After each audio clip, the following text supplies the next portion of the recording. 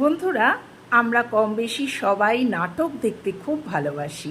মনে হচ্ছে এবার থেকে আমাদের নাটকে পয়সাটা বেঁচে যাবে, কারণ আমরা টিভিতে যা নাটক দেখছি, দেখাচ্ছেন আমাদের দিদিমণি। কালকে দেখে অবাক হয়ে গেলাম, তাই ক্যামেরাটা অন করে তোমাদের সামনে চলে এলাম। বাইরে যখন 3 ঘন্টা ধরে আমাদের জুনিয়র ভাইরা ডাক্তার তারা ভিজছেন, হ্যাঁ, তাদের কি বলছেন, তোমরা যদি মিটিং না করো আমার ঘরে এসে 1 কাপ চা খেয়ে যাও, আর তোমাদের সব পোশাক রাখা আছে, তোমরা সব ভিজে গেছো, পাল্টে নিতে পারো। এর থেকে বোঝা যাচ্ছে না আমাদের দিদিমণি শুধু দেশের কাজ করে না, বাড়িতে আবার জামা কাপড়ের ফ্যাক্টরিও রেখেছে। না হলে প্রত্যেকের জামা কাপড় যোগান দেওয়ার জন্য উনি ব্যস্ত হয়ে পড়েছিলেন। ছি ছি ছি, মানে কি বলবো।